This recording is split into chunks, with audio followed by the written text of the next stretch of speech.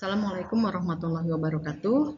Pada kesempatan ini, Ibu akan mengajarkan tentang surat pribadi dan surat dinas. Perkenalkan dulu, nama Ibu Yani Usmayani, yang akan menjelaskan tentang surat. Ya, oke.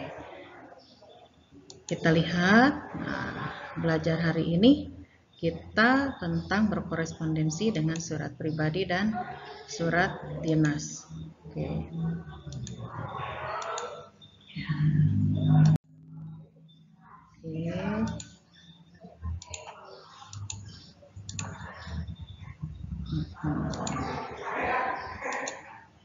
Ya, oke. Kita yang pertama adalah lihat dulu kompetensi dasar. Kompetensi dasarnya yaitu mengidentifikasi informasi, kabar, keperluan, permintaan, dan atau permohonan dari surat pribadi dan surat dinas yang dibaca dan didengar. Nah, indikatornya di sini menyimpulkan ciri umum surat pribadi dan surat dinas pada teks yang dibaca atau yang didengar, mendaftar kata atau kalimat sebagai ciri surat pribadi dan surat dinas pada teks yang dibaca dan didengar. Tujuan pembelajarannya yaitu mengenali ciri umum teks dari segi topik yang dibahas, isi dan aspek kebahasaan, mendaftar kata atau kalimat sebagai ciri surat pribadi dan surat dinas. Lalu bersikap disiplin, percaya diri, dan tanggung jawab. Oke, ini surat pribadi dan surat dinas. Ya. Di sini kita lihat ada kompetensi dasar dengan indikator yang tadi Ibu sudah bacakan ya. Nah, lalu kita lihat di sini pengenalannya. Ibu yakin kalian itu sekarang harus belajar lagi membuat atau menulis surat, karena kalian itu pada zaman ini sudah keenakan membuat atau mengabari sesuatunya itu, informasinya itu disampaikan lewat WA, karena sekarang zamannya HP ya. Kalau dulu surat menyurat itu diperlukan sekali untuk menyampaikan atau memberi informasi ya. Jadi informasinya informasi tertulis. Nah, di sini pelajaran sekarang itu, pernahkah kalian menulis surat? Nah, mungkin ada beberapa ya yang masih suka menulis surat. Kepada siapakah surat tersebut kalian tujukan? Nah, surat sudah digunakan sejak dulu untuk berkomunikasi jarak jauh. Surat dapat ditujukan kepada teman atau saudara, bahkan untuk keperluan penting, misalnya untuk kepala sekolah, bapak camat, bapak lurah, dan sebagainya. Surat adalah alat komunikasi yang menggunakan bahasa tulisan di atas selembar kertas yang sangat erat hubungannya dengan kebutuhan manusia. Pada pembelajaran kali ini kita membahas tentang surat pribadi dan surat dinas. Ya. Oke, kita lihat nanti contoh dari surat pribadi, lalu surat dinas. Ya, kita harus mengenal. Oke, lihat di sini materi pembelajaran mengenal dan memahami surat. Surat merupakan salah satu media yang digunakan untuk berkomunikasi yang bertujuan untuk memberitahukan sebuah hal kepada seseorang. Secara umum, surat dibagi menjadi dua, yaitu surat pribadi dan surat dinas. Nah, ini berikut ciri-cirinya ya. Contoh suratnya dengan ciri-ciri. Dengan ciri suratnya. Oke, kita lihat di sini. Nah, ini surat pribadi. Ya, di sini ada surat pribadi. Yang pertama itu dia tidak memiliki kop surat. Ya. Nah, dia ini didahului oleh tempat. Nah, tempat ini adalah di mana kita membuat atau menulis surat. Nah, ini jadi kalau misalnya ini disebutnya tempat pembuatan surat. Ya, ini tempat pembuatan surat. Oke, ada nama kotaknya, ada tanggal, ada bulan, ada tahun. Kita lihat cara penulisannya. Setelah nama tempat di sini ada koma, lalu di sini tanggal, ada bulan juga tahun. Lalu di sini ada salam pembuka.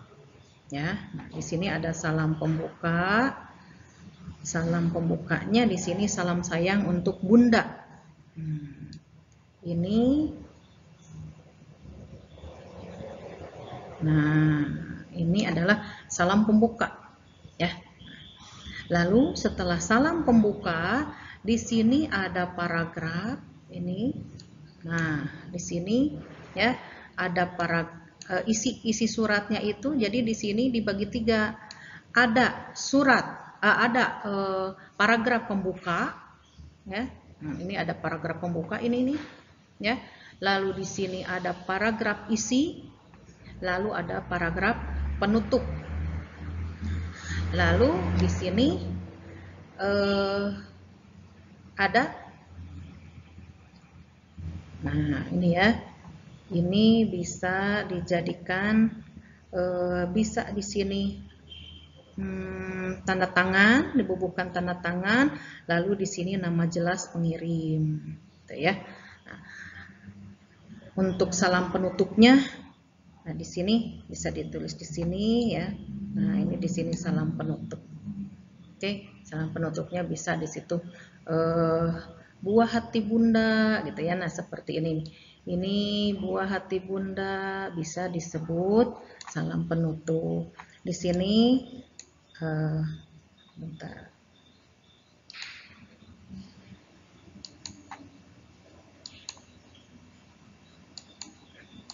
Nah, ya.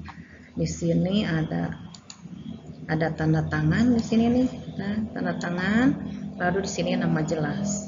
Oke, ya. Tuh. Kita lihat ciri-cirinya. Oh ya, satu lagi untuk apa itu? Bahasanya. Untuk bahasa surat pribadi itu memakai ragam bahasa bebas. Ya, bahasa bebas, jadi tidak resmi. Silahkan, terserah kalian mau memakainya bahasa apa.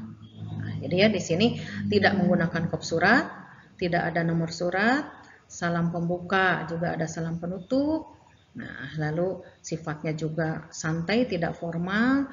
Isi suratnya di sini ada paragraf pembuka, ada isi, ada paragraf penutup. Penggunaan bahasanya bebas sesuai dengan keinginan penulis, lalu ada tanda tangan dan ada nama jelas pengirim yang seperti tadi Ibu sudah perlihatkan ya, sudah dilingkari itu.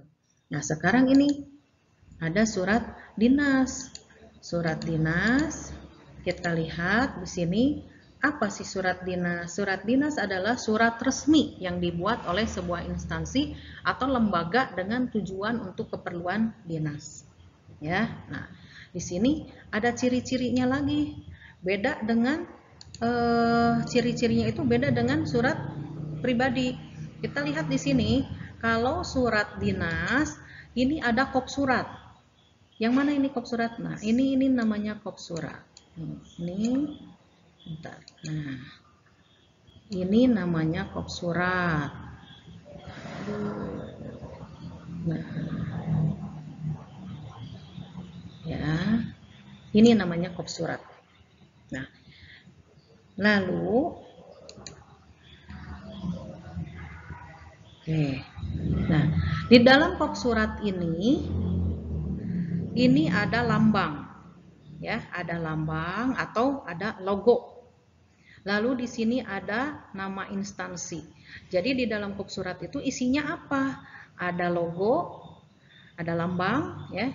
Nah, lalu ada nama instansi, ada alamat instansi, nah, ada nomor faxnya, ada nomor teleponnya. Nah, itu adalah namanya kop surat, ya. Jadi kop surat itu isinya ada logo, ada nama instansi dan juga alamat instansi. Lalu ada apa lagi? Nah, di sini ada nomor, ya. Di sini ada nomor surat. Nah, ini ada nomor surat. Nah, ini ya. Ada nomor surat, ada lampiran, juga ada perihal.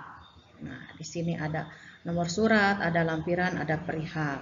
Lalu di sini disebutkan tanggal, bulan, dan tahun. Kenapa tidak ada tempat? Karena di sini di dalam kop surat sudah terdapat alamatnya, ya.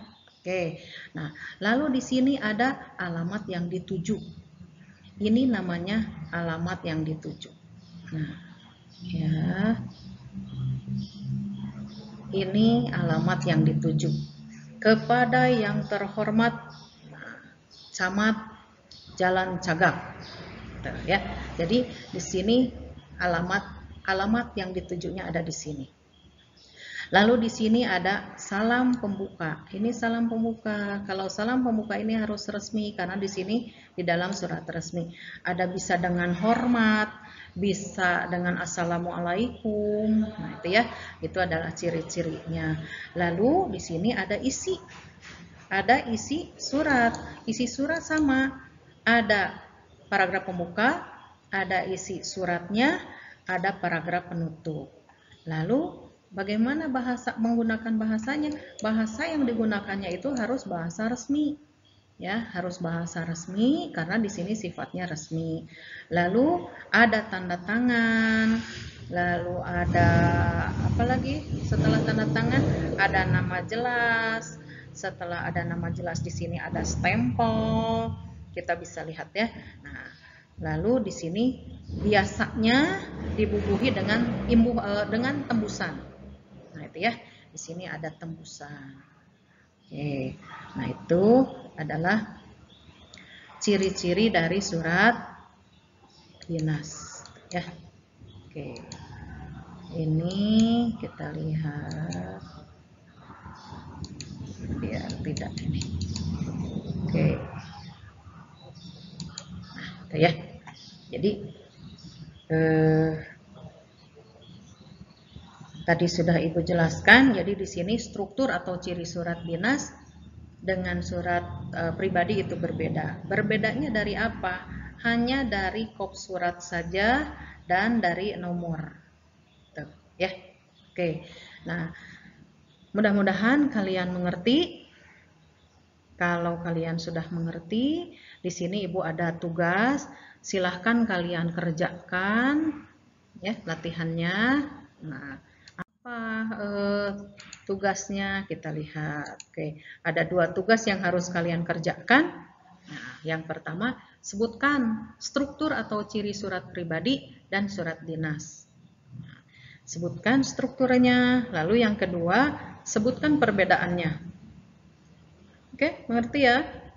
Ibu tunggu seperti biasa. Tugas kalian kirimkan ke WA grup kita biasa. Nah, setelah itu Ibu nanti akan periksa. Oke. Nah, ini tugas harian ya. Oke, silahkan kalian kerjakan. Kalau kalian tidak mengerti, silahkan kalian lihat-lihat di modul juga di paket ada ya. Untuk perjumpaan kali ini kita cukupkan dulu sekian. Terima kasih atas perhatiannya. Sampai jumpa lagi. Assalamualaikum warahmatullahi wabarakatuh.